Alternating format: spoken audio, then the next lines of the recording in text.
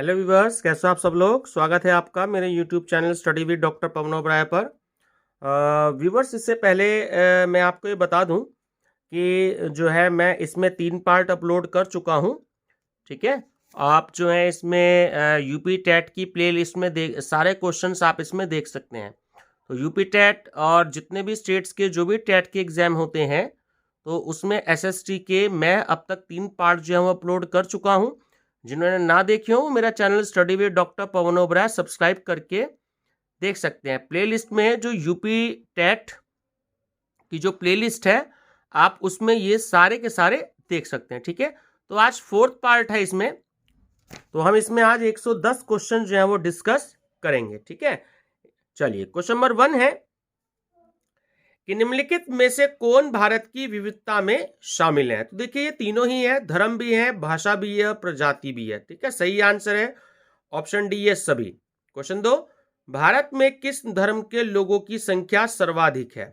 Option D Hindu. Question 3, सांस्कृतिक विविधता में पाई जाती है। देखिए तीनों, प्रथा भी, वेशभूषा भी और खान पान भी। तो सही आंसर है ऑप्शन डी ये सभी। क्वेश्चन 4, निम्नलिखित में से कौन सा संसाधमक तक शासन पद्धति का गुण नहीं है। तो ऑप्शन डी करेक्ट है, शासन में स्थायित्व। क्वेश्चन 5, संसाधमक ये वर्ड है संसाधमक, शासन का प्रमुख दोष है। देखिए ये तीनों ही है, कार्यपालिका की अस्थिरता, शक्ति पृथक्करण सिद्धांत का विरोध और मंत्रिमंडलीय तानाशाही की प्रवृत्ति। ठीक है, थोड़ा मिसप्रिंट भी है वर्ड्स, तो ऑप्शन डी उपयुक्त में से सभी। चलिए क्वेश्चन 6 है कि जिस शासन व्यवस्था में कार्यपालिका और व्यवस्थापिका एक दूसरे से पूर्णतः पृथक होती हैं और शासन विभाग का प्रधान एक ऐसा व्यक्ति होता है जो व्यवस्थापिका के प्रति उत्तरदायी नहीं होता, तो उसे क्या कहते हैं। ऑप्शन बी अध्यक्षात्मक शासन। क्वेश्चन 7, भारत में किसे स्थानीय सब शासन का पिता कहा जाता है। Option A Lord Ripon. Question 8, राष्ट्रीय पंचायत दिवस कब मनाया जाता है। ऑप्शन सी 24 अप्रैल को। क्वेश्चन 9, निम्नलिखित में से किसे प्रत्यक्ष प्रजातंत्र की संस्था कहा जाता है। ऑप्शन ए ग्राम सभा। क्वेश्चन 10, 73वें संविधान संशोधन में 11वीं अनुसूची में पंचायतों के अंदर कितने विषय रखे गए हैं। Option D 29। क्वेश्चन 11, नगरीय स्थानीय सब शासन में निम्नलिखित में किसकी स्थापना संक्रमणकालीन क्षेत्रों में की जाती है। ऑप्शन डी नगर पंचायत। क्वेश्चन 12, भारत में पहला नगर किस नगर में स्थापित किया गया था। Option D Madras. Question 13, Uttar Pradesh पंचायती राज अधिनियम सबसे पहले कब पारित हुआ था। ऑप्शन बी सन 1947 में। क्वेश्चन 14 कि नगर पंचायत का सदस्य चुने जाने की न्यूनतम आयु क्या है। ऑप्शन बी 21 वर्ष। क्वेश्चन 15, आर्थिक क्रियाओं का आदि और अंत दोनों है। ऑप्शन ए उपभोग। क्वेश्चन 16, निम्नलिखित में से कौन उत्पादन का साधन नहीं है। ऑप्शन बी विनिमय। क्वेश्चन 17, यदि आय बढ़ने के साथ साथ किसी वस्तु के उपभोग में कमी है तो उस वस्तु को कहा जाता है। ऑप्शन डी निकृष्ट वस्तु। क्वेश्चन 18, उत्पादन का तात्पर्य है। ऑप्शन डी किसी वस्तु में उपयोगिता का सृजन व वृद्धि दोनों करना। क्वेश्चन 19, उत्पादन की अनिश्चितता को कौन वहन करता है। ऑप्शन सी उद्यमी। क्वेश्चन 20, मूल अधिकार एवं नीति निदेशक तत्वों के संबंध में सामंजस्य पूर्ण संरचना के सिद्धांत का अभिप्राय है। तो ऑप्शन सी करेक्ट है कि दोनों एक ही संविधान ढांचे के अभिन्न अंग हैं और उन्हें एक दूसरे के संदर्भ में पढ़ा जाना चाहिए। क्वेश्चन 21, यदि कोई सरकार निदेशक तत्वों की उपेक्षा करती है उन्हें निश्चित ही इसके लिए मतदाताओं के समक्ष उत्तरदायी होना पड़ेगा, तो यह कथन किसका है। Option B doctor Bhimrao Ambedkar का। क्वेश्चन 22 की 42वें संवैधानिक संशोधन द्वारा निम्न में से किन निदेशक तत्वों को जोड़ा गया है? तो देखिए ये ऑप्शन डी करेक्ट है, ये तीनों ही है, ठीक है, ऑप्शन ए, बी और सी। क्वेश्चन 23, निदेशक तत्वों के अनुसार राज्य कितने वर्ष की आयु तक के बच्चों के लिए निशुल्क और अनिवार्य शिक्षा की व्यवस्था को लागू करेगा? तो ऑप्शन बी करेक्ट है, 14 वर्ष। क्वेश्चन 24, भारतीय संविधान पूर्ण रूप से किस दिन लागू हुआ था? ऑप्शन डी करेक्ट है, 26 जनवरी 1950 को। क्वेश्चन 25, संपूर्ण संविधान के निर्माण में कुल कितना समय लगा? तो ऑप्शन ए करेक्ट है, 2 वर्ष 11 महीने और 18 दिन। क्वेश्चन 26, भारतीय संविधान की प्रस्तावना के अनुसार भारत की सर्वोच्च सत्ता किसमें निहित है? ऑप्शन सी, जनता में। क्वेश्चन 27 की मूल संविधान की प्रस्तावना के अनुसार भारत एक है?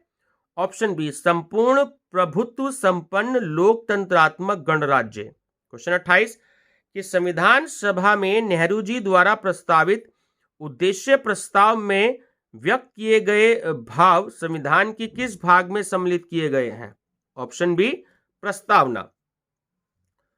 क्वेश्चन 29 की भारतीय राज्य का स्वरूप गणतंत्रात्मक है, इसका क्या अभिप्राय है? ऑप्शन डी, भारत राज्य का सर्वोच्च अधिकारी भारतीय जनता द्वारा अप्रत्यक्ष रूप से निर्वाचित राष्ट्रपति है। क्वेश्चन 23, भारतीय संविधान की किस तारीख को अंगीकृत, अधिनियमित और आत्माप्त किया गया? ऑप्शन बी करेक्ट है, 26 नवंबर 1949 को। क्वेश्चन 31, भारतीय संविधान की प्रस्तावना में पंथ निरपेक्ष शब्द किस संशोधन द्वारा जोड़ा गया? Option A, 42वें। क्वेश्चन 32, क्या संसद उद्देशिका में संशोधन कर सकती है? ऑप्शन डी, ए और सी दोनों ही हैं, मतलब कि संसद उद्देशिका को संशोधित कर सकती है और सी की संसद द्वारा उद्देशिका के उस भाग में संशोधन नहीं किया जा सकता जो आधारभूत ढांचे से संबंधित है। क्वेश्चन 33 कि भारतीय संविधान का संघात्मक स्वरूप किस देश से लिया गया है? ऑप्शन सी, कनाडा से। क्वेश्चन 34, भारत के संविधान में सम्मिलित समवर्ती सूची किस देश की देन है? Option C, Australia. क्वेश्चन 35, भारतीय संविधान में सम्मिलित नीति निर्देशक तत्वों की प्रेरणा हमें किस संविधान से प्राप्त हुई है? ऑप्शन डी, आयरलैंड से। ठीक है। क्वेश्चन 36 कि भारतीय संविधान में नागरिकों के मौलिक कर्तव्य किस संवैधानिक संशोधन द्वारा सम्मिलित किए गए हैं? ऑप्शन डी, 42वें संशोधन द्वारा। क्वेश्चन 37 कि किस संवैधानिक संशोधन द्वारा राष्ट्रपति के अधिकार को मौलिक अधिकारों में से हटाकर उसे केवल कानूनी अधिकार बना दिया है? तो ऑप्शन डी, 44वां संशोधन।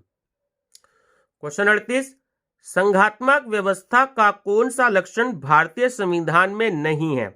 ऑप्शन डी, दोहरी नागरिकता। क्वेश्चन 39 की भारत में केंद्र और राज्यों के मध्य विधायी संबंधों का संचालन किन सूचियों के आधार पर किया जाता है? देखिए तीनों ही है, संघ सूची भी है, राज्य सूची भी है और समवर्ती सूची भी है। तो सही आंसर है ऑप्शन नंबर डी, इनमें से सभी। क्वेश्चन 40 कि निम्नलिखित में से कौन सा कथन गलत है? तो ऑप्शन डी गलत है कि अवशेष विषयों के संबंध में राज्य कानून बना सकते हैं। क्वेश्चन 41 राष्ट्रपति के चुनाव के लिए संसद के प्रत्येक सदन के प्रत्येक निर्वाचित सदस्य के मतों की संख्या किस प्रकार ज्ञात की जाती है? तो ऑप्शन नंबर ए करेक्ट है कि समस्त राज्यों और संघीय क्षेत्रों की विधानसभाओं के समस्त सदस्यों को प्राप्त मतों की संख्या का कुल योग डिवाइडेड बाय संसद के दोनों सदनों के निर्वाचित सदस्यों की संख्या। क्वेश्चन 42 कि राष्ट्रपति के निर्वाचन से संबंधित सभी शंकाओं व विवादों की जांच किसके द्वारा की जाती है? तो ऑप्शन ए, उच्चतम न्यायालय द्वारा। क्वेश्चन 43 कि राष्ट्रपति पर महाभियोग प्रस्ताव लाने के लिए निम्नलिखित में से कौन सी शर्त पूरी करना आवश्यक है? तो ऑप्शन बी करेक्ट है कि अभियोग लगाने वाले सदन के उपस्थित सदस्यों के 1/4 सदस्यों के हस्ताक्षर होना आवश्यक है। क्वेश्चन 44 की राष्ट्रपति वर महाभियोग लाने के लिए कितने दिन पूर्व लिखित सूचना देना आवश्यक है? ऑप्शन बी 14 दिन।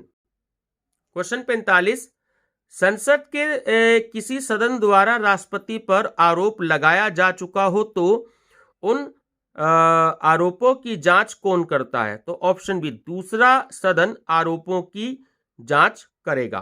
ठीक है। क्वेश्चन 46 भारतीय सेनाओं का सर्वोच्च राष्ट्रपति कौन होता है? ऑप्शन ए राष्ट्रपति। क्वेश्चन 47 की किसी राज्य की विधानसभा के भंग होने की स्थिति में राष्ट्रपति का चुनाव ऑप्शन बी उपयुक्त आधार पर स्थगित नहीं किया जा सकता। ठीक है। क्वेश्चन 48 अब तक सबसे लंबी अवधि तक राष्ट्रपति पद पर रहने वाले व्यक्ति कौन है? Option A doctor Rajendra Prasad. ठीक है। क्वेश्चन 49 की राष्ट्रपति को निम्न में से कौन सी उन्मुक्तियां प्रदान की गई हैं? तो ये देखिए सही है, तीनों ही ऑप्शन बिल्कुल करेक्ट है। ठीक है कि जब तक राष्ट्रपति अपने पद पर आसीन है उसके विरुद्ध किसी दीवानी या फौजदारी न्यायालय में मुकदमा नहीं चलाया जा सकता है। ऑप्शन बी की उसकी गिरफ्तारी के लिए वारंट जारी नहीं किया जा सकता। और सी संघ के सभी कार्य राष्ट्रपति के नाम पर होते हैं लेकिन उन कार्यों के लिए वह व्यक्तिगत रूप से उत्तरदायी नहीं है। ठीक है। ऑप्शन डी करेक्ट है।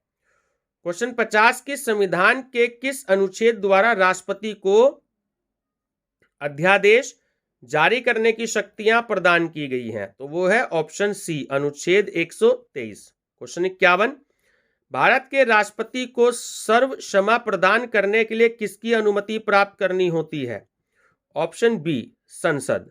क्वेश्चन 52 भारत का राष्ट्रपति किसी ऐसे प्रश्न पर जिसमें विधि और तथ्य के प्रश्न अंतर्ग्रस्त हो किसके परामर्श प्राप्त कर सकता है? ऑप्शन बी सर्वोच्च न्यायालय से। क्वेश्चन 53 किसी राज्य के राज्यपाल की अनुपस्थिति में उसके कर्तव्यों का निर्वचन कौन करता है? तो ऑप्शन सी उस राज्य के उच्च न्यायालय का मुख्य न्यायाधीश। ठीक है। क्वेश्चन नंबर 54 कि राज्यसभा के सदस्यों की अधिकतम संख्या कितनी हो सकती है?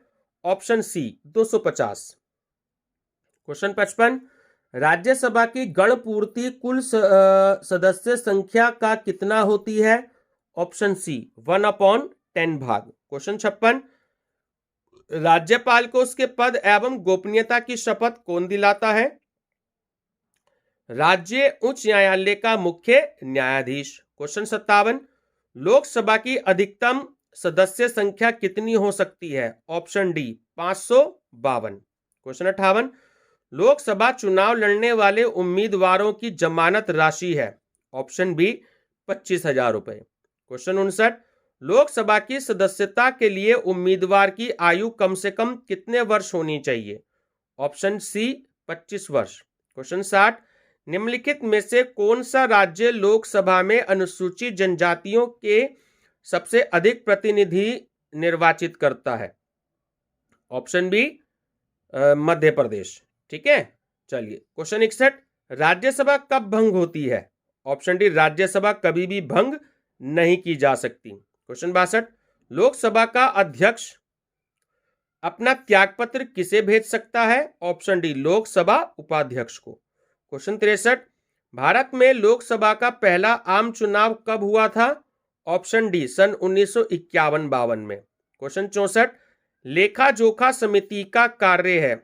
ऑप्शन सी विनियोग लेखा व उस पर महालेखा परीक्षक की रिपोर्ट की जांच करना। क्वेश्चन 65 कि निम्नलिखित में से कौन सी प्रथा संसदीय प्रणाली को भारत की देन है? ऑप्शन सी शून्यकाल। क्वेश्चन 66 52वें संवैधानिक संशोधन के अनुसार संसद के किसी भी सदन का कोई मनोनीत सदस्य शपथ लेने के कितने दिनों के भीतर किसी राजनीतिक दल में सम्मिलित हो सकता है? तो उसकी सदस्यता समाप्त नहीं होगी। ऑप्शन डी 6 माह। क्वेश्चन 67 की निम्नलिखित में से किस समिति में लोकसभा के 15 एवं राज्यसभा के 7 सदस्य होते हैं? देखिए ऑप्शन सी करेक्ट है, दोनों, लोक लेखा समिति और सरकारी उपक्रम समिति। क्वेश्चन 68, किसी साधारण विधेयक के संबंध में निम्न में से किस स्थिति में दोनों सदनों की संयुक्त बैठक बुलाई जा सकती है? देखिए तीनों ही स्थिति ठीक है कि जब दूसरे सदन द्वारा किसी विधेयक को निरस्त कर दिया जाता है और विधेयक प्राप्त होने के बाद दूसरा सदन 6 माह तक उस पर कार्रवाई नहीं करे और दूसरे सदन के संशोधनों से पहला सदन सहमत ना हो।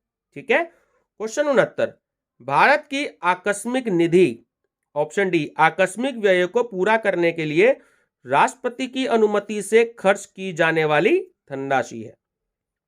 क्वेश्चन 70, संघ राज्य क्षेत्रों का प्रशासन कौन चलाता है? देखिए दोनों चलाते हैं, ऑप्शन सी करेक्ट है, संसद के नियमों के अधीन रहते हुए राष्ट्रपति द्वारा नियुक्त प्रशासक और उस क्षेत्र की विधानसभा, मंत्रिपरिषद और उपराज्यपाल।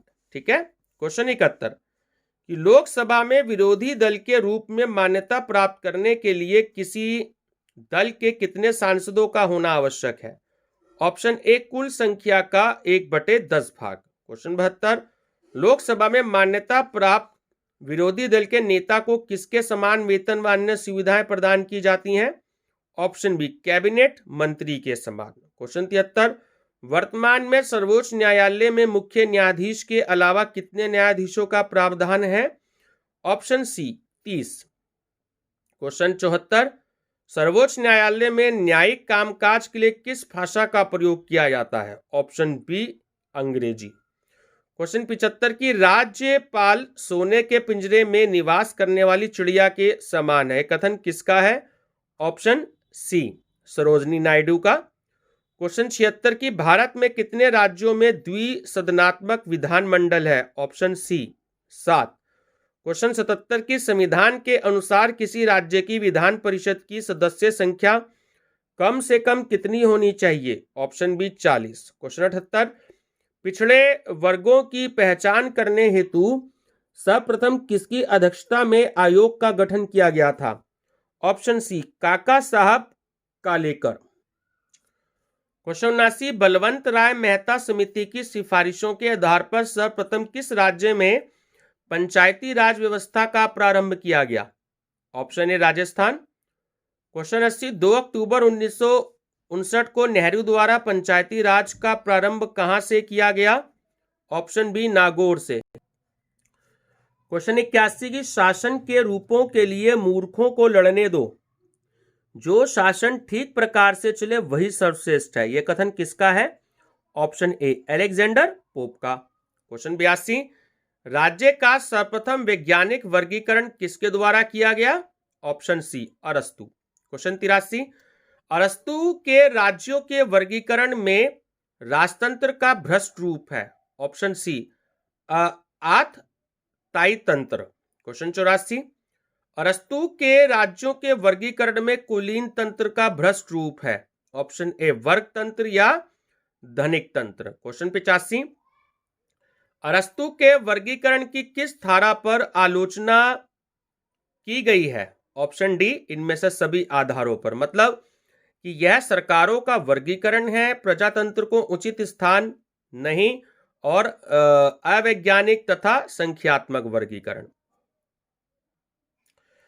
क्वेश्चन 86, कि जिन लोकतंत्रात्मक राज्यों में उत्पादन के साधनों पर व्यक्तिगत स्वामित्व होता वे कहलाते हैं? ऑप्शन बी, पूंजीवादी लोकतंत्र। क्वेश्चन 87, लोकतंत्र शासन वह शासन है जिसमें शासन जनता के द्वारा और जनता के लिए हो, यह कथन किसका है? बहुत ही इंपॉर्टेंट क्वेश्चन है। ठीक है। Option number B, Abraham Lincoln का। क्वेश्चन 88, कि लोकतंत्र वह शासन है जिसमें प्रत्येक व्यक्ति का एक भाग होता है, यह कथन किसका है? ऑप्शन ए, सीले का।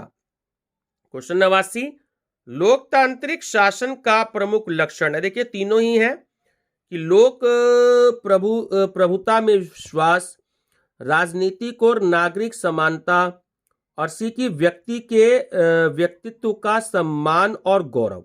ठीक है। ऑप्शन डी करेक्ट है, उपयुक्त सभी। क्वेश्चन 90, की निम्नलिखित में से कौन सा लोकतंत्र का गुण नहीं है? तो ऑप्शन सी, अनुत्तरदायी शासन।